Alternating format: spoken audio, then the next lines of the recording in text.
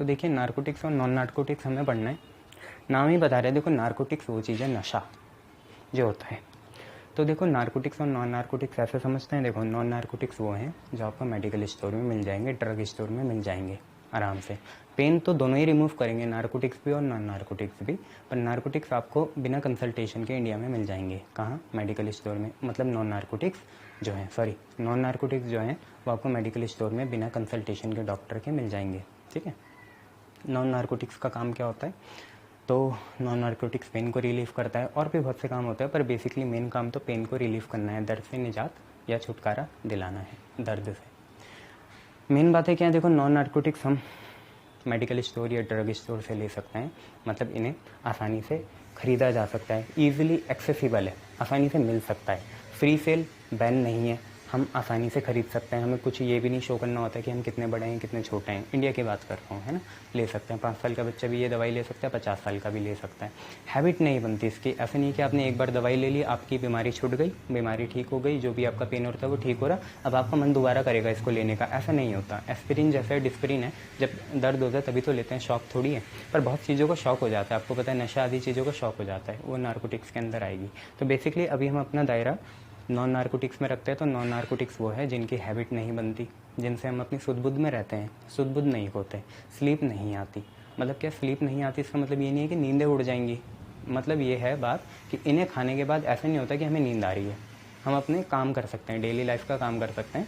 ये हमारी daily life की एक्टिविटी पे कोई असर नहीं डालता, प्रोडक्टिविटी पे कोई असर नहीं डालता। तो बेसिकली है क्या, देखो नॉन एडिक्टिव है, इसकी आदत नहीं पड़ती। नॉन नारकोटिक्स की आदत नहीं पड़ती, वो मैंने आपको बताया। डिस्प्रिन तभी खाओगे जब बीमार होगे, उसके बाद मन नहीं करता खाने का। ठीक है, पता नहीं आप कैसे प्राणी हो, हमारा तो नहीं करता। ठीक है, तो नॉन नारकोटिक्स होता है नॉन एडिक्टिव। फिर नॉन हैबिट फॉर्मिंग, ना इसकी आदत पड़ती है और ना इसकी तलब होती है। ठीक है, एडिक्ट मतलब तलब हो गया कि तलब लग रही है, जैसे लोगों की चाय की होती है, चवासी होते हैं। तो नॉन एडिक्टिव हो गया, नॉन हैबिट फॉर्मिंग हो गया, आदत भी नहीं लगती और तलब भी नहीं लगती। ईजिली एक्सेसिबल है, कहीं भी मिल जाएगा, कहीं भी। मतलब ऐसे नहीं है कि रोड में फेंका हुआ, ऐसे नहीं, या हाँ आपने फ्री मार्केट में लगा हुआ नहीं, ड्रग स्टोर में मिलेगा, केमिकल स्टोर में मिलेगा, पर मिल ज़रूर जाएगा। उसमें आईडी प्रूफ कुछ नहीं देना पड़ेगा। इसके बाद फ्री सेल हो सकती है इसकी, और नॉन स्लीप फॉर्मिंग है। मतलब इसको खाने के बाद ऐसा नहीं है कि आपको नींद आ जाए, कि आप चित्त पड़ जाओगे, ऐसा कुछ नहीं होगा। ठीक है, एग्जाम्पल इसका देख लो, एस्पिरिन और पैरासीटामोल है, वही वाले जो आपने पहले पढ़े थे। ये आपने कहाँ पढ़े थे? एंटीपायरेटिक्स में भी पढ़े थे। तो मतलब ये वही चीज़ है, तभी मैं बोलता हूँ ना, दादी के नुस्खे नानी के नुस्खे, वो बोलते हैं हर चीज़ के लिए एस्पिरिन और पैरासीटामोल ले लो, इसलिए लेते हैं। देखो एस्पिरिन तो बहुत खतरनाक है, एस्पिरिन तो बहुत चीज़ें में यूज़ होगा। अभी आप देखोगे तो उसे हार्ट पेशेंट को भी देते हैं। ठीक है, बहुत सी चीज़ें। तो एस्पिरिन पैरासीटामोल दोबारा आ गया, एंटीपायरेटिक्स में भी था, नॉन नारकोटिक्स में भी आ गया। नॉन नारकोटिक्स समझ में आ गया ना, 5-6 पॉइंट में कर लो। आदत नहीं पड़ेगी, नॉन एडिक्टिव, तलब नहीं लगेगी, non habit forming, free sale आसानी से मिल जाएगा मेडिकल स्टोर में, नींद नहीं आएगी इसे खाने के बाद। एग्जाम्पल है एस्पिरिन और पैरासीटामोल। ट्रैंक्विलाइजर कहते हैं, ट्रैंक्विलाइजर सारे इमोशन से रिलेटेड है, जैसे fear, anxiety, stress, tension, mental instability, emotional instability, sleep forming, ये सारी चीज़ें हैं। ठीक है, नॉन नारकोटिक्स आपने देख लिया। नारकोटिक्स की बात करते हैं तो भाई सबसे पहले आदत पड़ेगी, तलब लगेगी, नींद आएगी। मतलब आप अपने सेंस में नहीं रहोगे, कॉन्शियस हो जाओगे, अनकॉन्शियस हो जाओगे, ये सारी चीज़ें। ठीक है, तो नारकोटिक्स क्या होते हैं? आदत लगती है, एडिक्टिव होते हैं। हैबिट फॉर्मिंग होता है, हैबिट फॉर्मिंग को आदत बोल लो, आदत लगती है। एडिक्टिव मतलब तलब लग जाती है। फ्री सेल बैन है, कि ऐसे नहीं है कि भैया दे दो, तो मेडिकल स्टोर वाले ने, भैया ने बोला लो यार लो, हाथ में, सामने पुलिस वाला खड़ा हुआ, ऐसे नहीं होता। तो फ्री सेल बैन है इसकी। और इसका भाई अगर ओवरडोज ले लो, कंसल्टेशन ज़रूरी है। मतलब इसमें आप ले ही नहीं सकते, इसमें कंसल्टेशन तो आपके पास का है भी नहीं, या ऐसे भी नहीं ले सकते कि खा पी लिया, इसे अलग तरह से लिया जाता है। तो जिसका ओवरडोज है उससे भाई कोमा भी हो सकता है आप लोगों को। कोमा मतलब क्या है कि आप एक तरह से वर्चुअल डेथ में आ गए, आपको पता ही नहीं है। मतलब सब काम चल रहा है, मेटाबॉलिज्म चल रहा है, पर आपके कोई ऑर्गन काम नहीं कर रहा, आप खाना भी नहीं खा सकते। आपको ज़बरदस्ती हमें ग्लूकोज देना पड़ेगा, जो आपके न्यूट्रिएंट्स हैं, फूड वाले न्यूट्रिएंट्स, उनको कंट्रोल में लाने के लिए, उनको वे में चलाने के, ऑप्टिमम वे में चलाने के लिए इनको इंजेक्ट कराना पड़ता है। समझ रहे हो आप? कोमा वाला जो पेशेंट होता है उसकी क्या हालत होती है? देखता है वो आंखें खुली रहती है पर कुछ कर नहीं सकता, ऐसी चीज़ें होती हैं। या आंखें बंद रहती है 6-6 महीने, 1-1 साल तक, ये चीज़ें हैं। तो ओवरडोज से ही हो सकता है यार, एकदम से आपकी कैसे डेथ आ गई, वर्चुअल डेथ आ गई। ठीक है, और डेथ भी हो सकती है यार, बहुत खतरनाक केस हो गया, ज़्यादा ले ले तो डेथ भी हो सकती है। आपकी बॉडी क्या पता इसको ड्रग को झेल ही ना पाए, नर्वस सिस्टम फट जाए, दिमाग फट जाए, दिल धड़कना बंद कर दे, तो ये सारी चीज़ें हो सकती हैं। तो नार्कोटिक ड्रग्स आपको समझ में आ गया, एडिक्टिव है, आदत तलब लगेगी, आदत बनेगी, फ्री सेल बैन है, ओवरडोज से कोमा डेथ हो सकता है। इसका एग्जांपल आपने बहुत सुना होगा, हिंदी में बोले तो चरस, गांजा, है ना, और क्या हो सकते हैं, तो और आपका मारियाना हो सकता है। मारियाना होता है ना जो बॉब मार्ले वाला मारियाना पत्ता आता है इसका ही वाला हरा सा ना, और हैश हो सकती है, सारी चीज़ें हो सकती हैं। फिर इसका एग्जांपल हम क्या लिखेंगे, जैसे मॉर्फिन हो गया, हीरोइन हो गया, कोडीन हो गया। हीरोइन आप समझ ही रहे हैं, वाइट कलर का powder, morphine, codeine, brown sugar, ये सारी चीज़ें इसमें आएगी।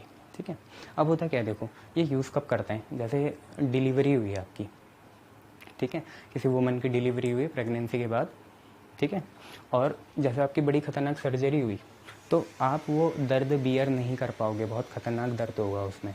जब डिलीवरी होगी तो बहुत ज़्यादा दर्द होता है, दुनिया का सबसे ज़्यादा। दूसरी बात, जब आपकी सर्जरी हुई बहुत खतरनाक हुई, ब्रेन सर्जरी हुई, या हिप ट्रांसप्लांट हुआ, या किडनी चेंज करी आपकी, लीवर चेंज करा, ये सारी चीज़ें, हार्ट का जो होता है, तो हार्ट में कितना दर्द होगा आप समझ ही पाते हैं। ये तो उसमें बहुत दर्द होता है, तो उसमें हम नार्कोटिक यूज़ कर लेते हैं, क्योंकि नार्कोटिक एकदम से अनकॉन्शियस कर देगा। सारे पार्ट्स तो चलेंगे, मेटाबॉलिक एक्टिविटी सारी चलेगी, पर आप अपने सेंस में नहीं रहेंगे। देखिए हिसाब से आपको समझ में आ रहा होगा, एनेस्थीसिया जैसा ऐसा इलाज हो जाएगा, है ना, तो सुन पड़ जाओगे आप ये चीज़ें।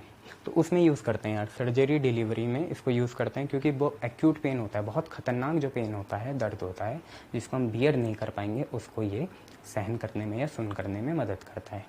पर क्या होता है, इसका एक और काम है, ये डिप्रेसेंट के जैसे यूज़ करता है इसे। डिप्रेसेंट क्या चीज़ होती है, डिप्रेसेंट मतलब ये नहीं कि जिससे आप डिप्रेशन में आ जाओ, नहीं। डिप्रेसेंट मतलब क्या है, जो डिप्रेशन से निजात या आज़ादी दिलाने में मदद करता है। अगर आपको डिप्रेशन है, जैसे आजकल बहुत बड़ा एक बर्निंग इशू हो गया है, ये क्वेश्चन ऑफ द आवर है डिप्रेशन, तो डिप्रेशन से निजात दिलाने में इन दवाई को यूज़ करते हैं। बहुत हैवी डोजेज होते हैं इनके, 80 mg के, 120 mg के, है ना। तो डिप्रेसेंट के जैसे यूज़ करेंगे और स्टिमुलेंट के जैसे यूज़ करेंगे। स्टिमुलेंट क्या है, स्टिमुलेंट यह है, मैं आपको बताऊं, स्टिमुलेंट यह है कि आपको अच्छा फील गुड एहसास होगा, सेंस ऑफ वेलबींग, अच्छा लगेगा आपको हर चीज़ में, मतलब इंटरेस्ट आएगा, ये चीज़ है। एक और चीज़ है, जैसे आपको भूख नहीं लग रही तो भूख का एहसास दिलाएगा, टेस्ट नहीं आ रहा, टेस्ट का एहसास दिलाएगा, नींद नहीं आ रही, नींद का एहसास दिलाएगा, दर्द नहीं हो रहा, दर्द का एहसास दिलाएगा, ये भी। ठीक है, तो समझ में आया आपको नॉन नार्कोटिक्स क्या हैं। नॉन नार्कोटिक्स वो हैं जिनकी आदत ना पड़े, तलब ना पड़े, फ्रीली हम इसे खरीद पाएँ, कोई प्रिकॉशंस ना लेनी पड़े, कोई कंसल्टेशन ना लेनी पड़े। हाँ, बस अपने एल्डर की वो ले लेना, और इनसे नींद भी नहीं आती अगर इनको ले लें, जैसे एग्जांपल एस्पिरिन और पैरासीटामोल। नार्कोटिक तो बड़ा खतरनाक, इनकी आदत पड़ती है, तलब लगती है, फ्री सेल बैन है, ज़्यादा ले लोगे अगर आप ओवरडोज कर लोगे तो आप कोमा में जा सकते हो, डेथ हो सकती है। इसका यूज़ करें तो बहुत खतरनाक तरीके से यूज़ होता है इनका। जो बड़े बड़े ऑपरेशन होते हैं, जैसे डिलीवरी हो गया या सर्जरी होगी, तो उसमें बहुत अनबियरेबल पेन होता है, तो उस अनबियरेबल पेन को रोकने के लिए या सुन करने के लिए, है ना, तो आप किसका यूज़ करते हो, इसका यूज़ करते हो। फिर एक और बात है, डिप्रेसेंट और स्टिमुलेंट की जैसे यूज़ करते हैं। अगर आप डिप्रेशन में हो तो ये दवाइयाँ आपको दी जाती हैं, पूरा एक वो आता है, इसका क्या बोल सकते हैं, पूरा एक सिस्टम आता है ना, अलग अलग तरह की दवाइयाँ लेनी पड़ती हैं, तो उसका एक पार्ट ये भी होगा, साथ में स्टिमुलेंट। अगर आपको फील गुड महसूस करना है तो ये दवाइयाँ लीजिए, ठीक है, पूछने के बाद, कंसल्टेशन के बाद, ठीक है, ये चीज़ें।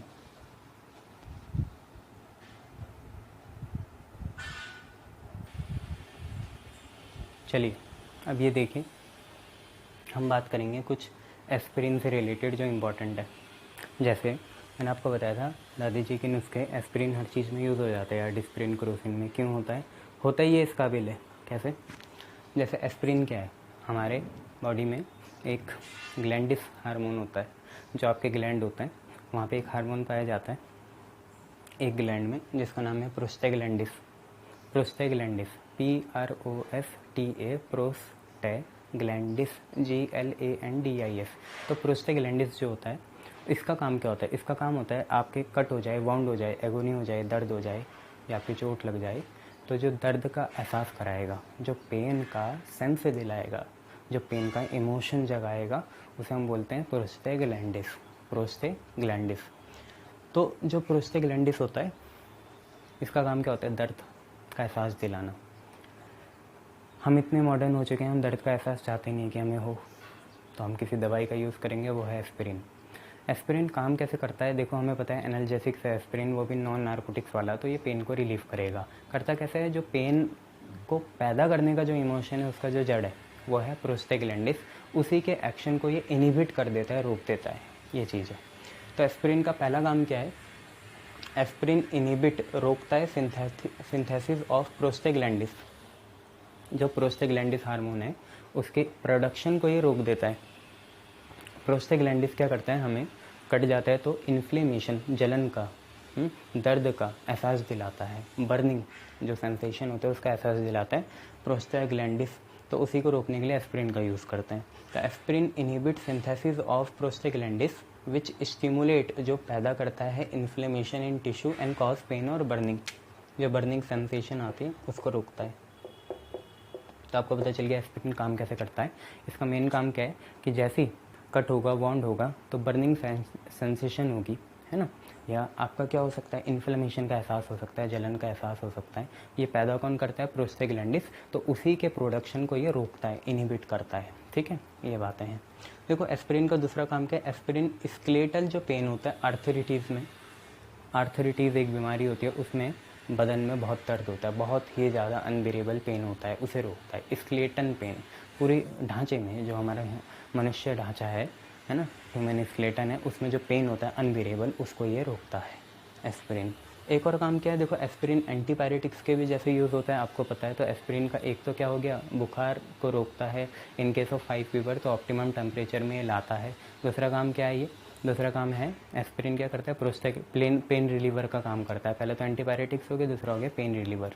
तो पेन को रिलीव करता है कैसे? प्रोस्टेग्लैंडिस जो हमारा होता है हार्मोन, वो इन्फ्लेमेशन या बर्निंग या एगोनी पेन का एहसास दिलाता है, तो उसको ग्रोथ को ये क्या कर देता है? इनहिबिट कर देता है। अच्छा, और जो बहुत एक्यूट पेन होता है बॉडी में, स्केलेटल पेन, उसको भी रोकता है, जैसे एक्यूट पेन होता है हमारा आर्थराइटिस में। एक और काम है, एस्पिरिन को हम देते हैं हार्ट पेशेंट को। क्यों? आपको पता है हार्ट स्ट्रोक या हार्ट अटैक आता कैसे है? हमारा ब्लड जो होता है थिक होने लगता है, तो जो वेंट होते हैं ना एयर के, मतलब यहाँ हार्ट के जो चैम्बर्स होते हैं, हार्ट में जो चैम्बर्स होते हैं, 4 चैम्बर, 2 चैम्बर होते हैं, बहुत मैमल्स में 4 होते हैं, वैसे 2 होते हैं। तो उन चैम्बर का काम क्या होता है? ब्लड को पंप करना। ब्लड को क्या करता है? पंप करता है, पंप, ठीक है, प्यूरीफाई होता है वो, है ना, और जो भी वेस्ट होता है वो निकल जाता है, तो ब्लड को पंप करता है। इसके लिए एक ऑप्टिमम थिकनेस या विस्कोसिटी होनी चाहिए ब्लड की। अब जब वो ज़्यादा थिक हो जाएगा तो ये पंप नहीं कर पाएगा, आप समझ ही पाओगे, है ना।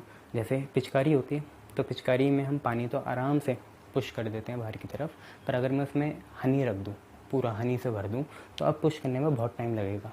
तो पंप का भी ऐसे हिसाब है, जो हार्ट पंप होता है, हार्ट होता है, तो क्या होता है? जब ब्लड कोगुलेट करना शुरू कर देता है, उसमें प्लेटलेट्स की मात्रा ज़्यादा हो जाती है। आपको पता है ब्लड 3 चीज़ों से बनता है, आरबीसी, डब्ल्यूबीसी और प्लेटलेट्स, है ना, येलो कलर के होते हैं जो।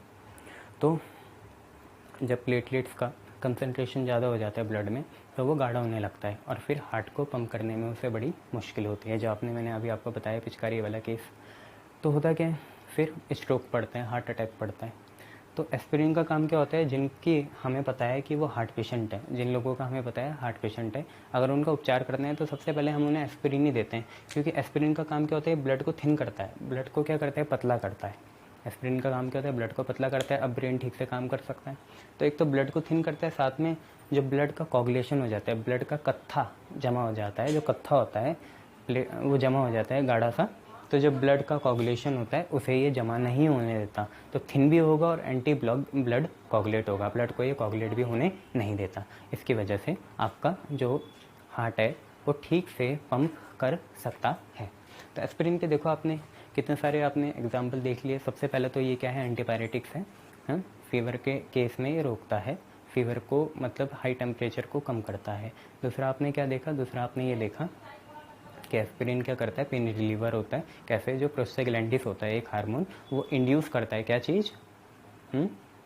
इन्फ्लेमेशन और एगोनी और पेन और बर्निंग जो सेंसेशन आती है उसको ये इनहिबिट कर देता है। तीसरा ये जो आर्थराइटिस के केस में स्केलेटल पेन होता है अनबियरेबल, उसको भी ये क्या करता है, प्रिवेंट करता है, मतलब थोड़ा कम कर देता है। और फाइनली जो हार्ट पेशेंट होते हैं उनको दिया जाता है, क्योंकि इसका एंटी ब्लड कोगुलेशन जो कत्था जमा होता है उसका भी इसका एक्शन होता है और ब्लड को ये थिन भी करता है। अब देखिए इनके केमिकल नेम्स और स्ट्रक्चर देख लीजिए। देखिए बेंजीन है, COOH ग्रुप है, OCOCH3 है, तो आपको पता है एसिटॉक्सी होता है, पता है ना। मिथॉक्सी नहीं है बच्चे, मिथॉक्सी OCH3 होता है। देखो OCOCH3 है, अगर OCH3 होता तो मिथॉक्सी बोलते, आज ये है एसिटॉक्सी, एसिटॉक्सी। तो क्या नाम बोलोगे? देखो फंक्शनल ग्रुप तो COOH से बड़ा कोई हो ही नहीं सकता, तो पहला दूसरा, तो 2 पे एसिटॉक्सी, 2 पे एसिटॉक्सी, और बाकी क्या बचा, COOH पे बेंजीन रिंग, तो क्या बोलोगे, बेंजोइक एसिड।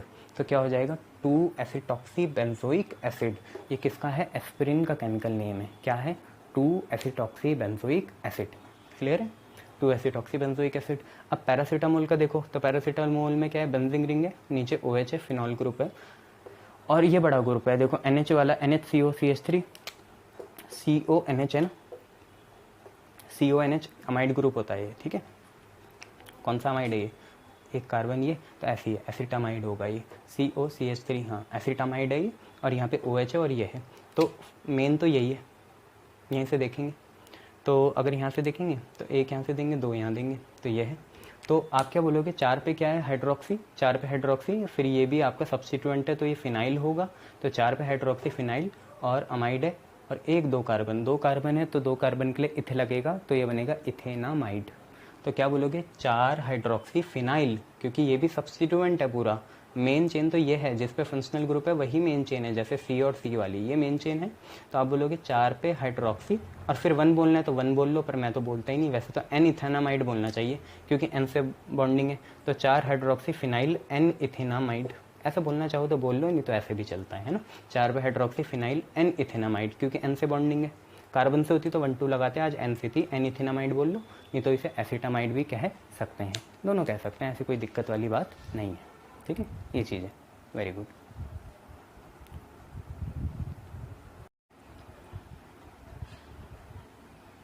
चलिए अब हम पे जो नेक्स्ट हम पे डोमेन ऑफ स्टडी है वो हमारा एंटी माइक्रोबियल है।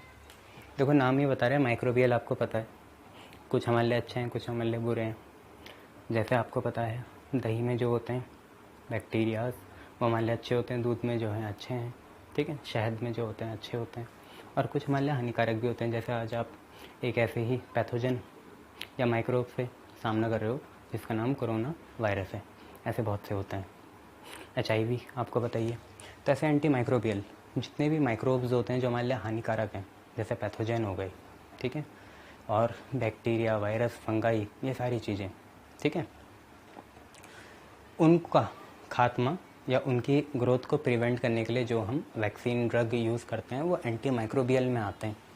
एंटी माइक्रोबियल मेनली आप 3 तरह का पढ़ोगे यहाँ, एक पढ़ोगे एंटीबायोटिक्स, एंटीबायोटिक्स, ठीक है, दूसरा पढ़ोगे एंटीसेप्टिक, जब डिटोल होता है, सेवलॉन होता है ना, ये सारी चीज़ें, और तीसरा पढ़ोगे डिसइंफेक्टेंट, ठीक है, तीसरा पढ़ोगे आप डिसइंफेक्टेंट, जैसे फिनाइल हो गया, ठीक है, ये चीज़ें। तो 3 चीज़ें पढ़ेंगे हम एंटी माइक्रोबियल में, एंटीबायोटिक्स, एंटीसेप्टिक और डिसइंफेक्टेंट। सबसे पहले अगर हम एंटी माइक्रोबियल पढ़ें, ये सारा इसी के अंदर आएगा, एंटीबायोटिक्स के अंदर है ना, तो पहले एंटी माइक्रोबियल पढ़ लो, ये इस पूरे की क्लास है। तो एंटी माइक्रोबियल ऐसे ड्रग्स या ऐसे केमिकल होंगे जो पैथोजेंस, जैसे पैथोजेंस हो गए बैक्टीरिया, फंगाई, वायरस, वैसे वायरस तो पैथोजन में नहीं आता पर चलेगा तुम लोगों के साथ, बैक्टीरिया, वायरस और फंगाई की ग्रोथ को ख़त्म करने के लिए बिल्कुल, या उनकी ग्रोथ को प्रिवेंट करने के लिए यूज़ होंगे, ठीक है। Alexander Fleming, you all know, Alexander Fleming ने 1929 में पेनिसिलिन डिस्कवर करा था, ये हमारा पहला एंटीबायोटिक्स था। एंटी माइक्रोबियल आपको समझ में आ गया, बस जो भी हमारे माइक्रो ऑर्गेनिज्म या माइक्रोब्स होंगे जैसे बैक्टीरिया, वायरस, फंगाई, पैथोजन, उनका खात्मा करने के लिए, उनको किल करने के लिए या उनकी ग्रोथ को लिमिटेड करने के लिए जितना हम कर सकते हैं, जितना हम काबिल हैं उतना हम कम करेंगे। एंटी माइक्रोबियल में अलेक्जेंडर फ्लेमिंग ने पेनिसिलिन 1929 में डिस्कवर करा था। अब आप पता लगाएं ये किस चीज़ के लिए था, मीसल्स के लिए था, मम्स के लिए था, या किस चीज़ के लिए था, ठीक है। चलिए अब जरा हम ये पढ़ते हैं बैक्टीरिसिडल और बैक्टीरियोस्टैटिक, जो हमारा डिवीजन है या क्लासिफिकेशन है एंटी माइक्रोबियल का, वो क्या चीज़ है। तो देखो सिडल मतलब होता है किल करना, ख़त्म ही कर देना, और स्टैटिक मतलब इनिबिट करना, रोकना, प्रिवेंट करना। तो आपको समझ में आ ही गया कि ऐसे एंटी माइक्रोबियल जो बैक्टीरिया, पैथोजेंस, वायरस या फंगाई को ख़त्म ही करने, किल करने के काम आए तो उन्हें बोलेंगे बैक्टीरिसिडल। सिडल मतलब किल। इसके एग्जाम्पल क्या हैं बच्चे? एक तो आप पढ़ ही रहे हो पुराने वाला पेनिसिलिन, और एक है ऑफ्लोजेसिन।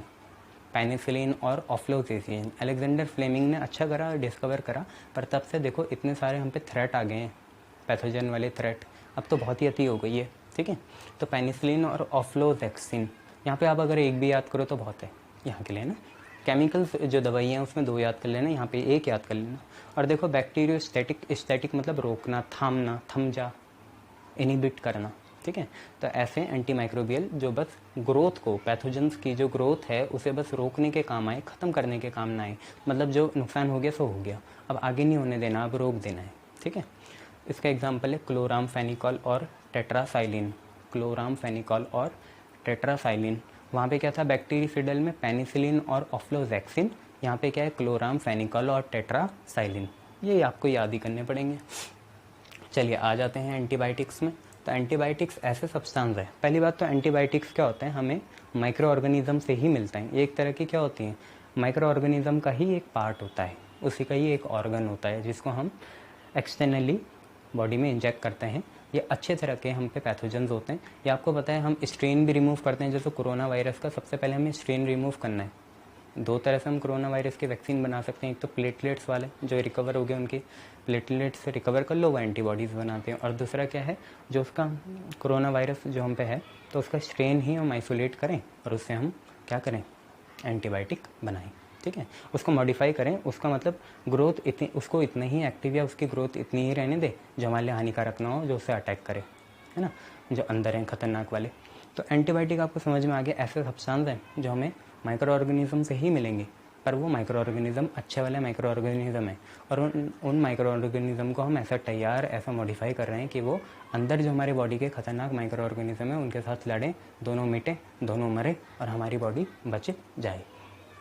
तो एंटीबायोटिक क्या है? एंटीबायोटिक ऐसे सब्सटेंस हैं जो माइक्रो ऑर्गेनिज्म ही प्रोड्यूस करेंगे, पर ये माइक्रो ऑर्गेनिज्म गुड होंगे और इसे हम अपनी बॉडी में क्या करेंगे? वैक्सीन के फॉर्म में इंजेक्ट करेंगे। वैक्सीन आपको पता ही है ना, वैक्सीन के फॉर्म में इंजेक्ट करेंगे। क्या इन्हें ओरली लिया जा सकता है? तो सोचना, क्या टैबलेट के फॉर्म में लिया जा सकता है या इंजेक्ट करेंगे वैक्सीन के फॉर्म में? ये भी सोचना, कुछ अपनी भी स्टडी करे करो। तो ये एक ऐसे सब्सटेंस है जिन्हें अच्छे माइक्रो ऑर्गेनिज्म प्रोड्यूस करेंगे और इन्हें हम वैक्सीन के फॉर्म में इंजेक्ट करेंगे ताकि ये हार्मफुल माइक्रो ऑर्गेनिज्म जो हमारी बॉडी में है उनके साथ लड़ें, फाइट करें, उन्हें ख़त्म करें, ठीक है। तो सिंपल सी बात है, डेफिनेशन आप अपने कॉमन सेंस से भी बना सकते हो कि antibiotics are the chemical substance या part of a microorganism. कौन से microorganism? Good microorganism that can be isolated and injected in the form of vaccine in the human body to fight against the harmful organism, microorganism. ये लिख लेना, example वही है penicillin और chloramphenicol. अब थोड़ा bio की territory में आ जाते हैं। स्पेक्ट्रम होती है एक चीज़। स्पेक्ट्रम क्या होती है कि बॉडी के कितने पार्ट तक वायरस का या पैथोजन का या बैक्टीरिया का या फंगाई का इन्फेक्शन है। स्पेक्ट्रम मतलब क्या होता है? वो रेंज या वो बॉर्डर या वो पार्ट तक बॉडी के जहाँ तक वायरस या बैक्टीरिया या पैथोजन फैला हुआ है, ठीक है। और देखो बैक्टीरिया 2 तरह के होते हैं, एक होता है ग्राम पॉजिटिव, एक होता है ग्राम नेगेटिव। ग्राम पॉजिटिव और ग्राम नेगेटिव। तो इसी बेस पे हमने जो एंटीबायोटिक्स हैं उनको हमने 3 तरह से डिवाइड करा है। एक है ब्रॉड स्पेक्ट्रम एंटीबायोटिक, एक है नैरो स्पेक्ट्रम एंटीबायोटिक, एक है लिमिटिंग स्पेक्ट्रम एंटीबायोटिक। आज तो एंटीबायोटिक ऐसे भी बन गई है, टीका जो आपको पता ही है, वैक्सीन की एक ही वैक्सीन 3-4 दवाइयों को प्रिवेंट करने के काम आता है, ठीक है। तो ये ब्रॉड स्पेक्ट्रम हो गया।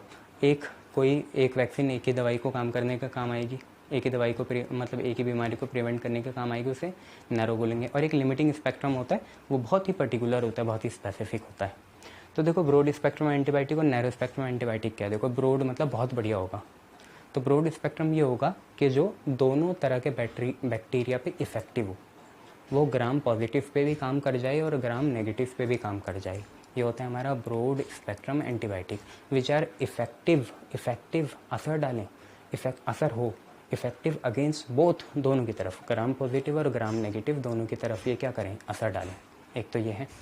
दूसरी बात क्या है, देखो इनका स्पेक्ट्रम या रेंज ऑफ जो एक्शन है वो बहुत बड़ा होगा, वाइड रेंज होगा।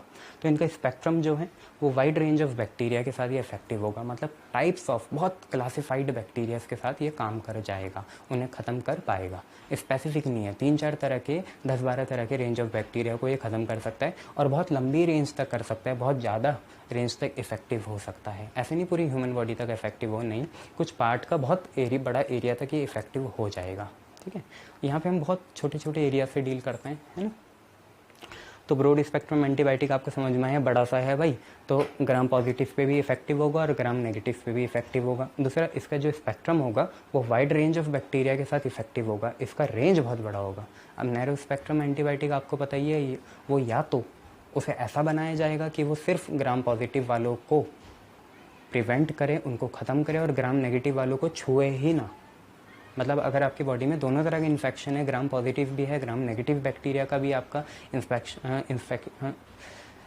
है, मतलब इन्फेक्शन, तो आप लोग क्या करोगे, अगर इस दवाई को लोगे नैरो स्पेक्ट्रम वाली को, तो या तो ये ग्राम पॉजिटिव पे असर करेगा या तो ये ग्राम नेगेटिव पे करेगा, दोनों पे नहीं कर पाएगा, एक बच जाएगा, एक को ख़त्म कर देगा। ठीक है, तो it can be effective against either, या तो ग्राम पॉजिटिव या तो ग्राम नेगेटिव। नैरो का ऐसा है, ब्रॉड में दोनों ही है। ब्रॉड आप अगर लगा दोगे तो ये ग्राम पॉजिटिव को भी ख़त्म करेगा, ग्राम नेगेटिव को भी ख़त्म कर देगा। जबकि नैरो स्पेक्ट्रम एंटीबायोटिक क्या है, या तो ये एक को ही कर पाएगा, बनाएंगे ऐसे कि ये एक पे ही इफेक्टिव हो, दूसरा की ग्रोथ चलती रहेगी, या तो ये ग्राम पॉजिटिव को अफेक्ट करेगा या तो ग्राम नेगेटिव को करेगा। इसका जो स्पेक्ट्रम रेंज होगा वो बहुत छोटा होगा, नैरो होगा, ये एक ही टाइप या 2 टाइप में, मैक्सिमम 2 टाइप के बैक्टीरिया को अटैक कर पाएगा। ठीक है, एग्जाम्पल वही है यार, देखो ये नए तरह का है तो ये क्लोरामफेनिकल होगा, और वो पुराने सदी का है तो वहाँ पे पेनिसिलिन आएगा। ठीक है, तो ये लोग आप देखना।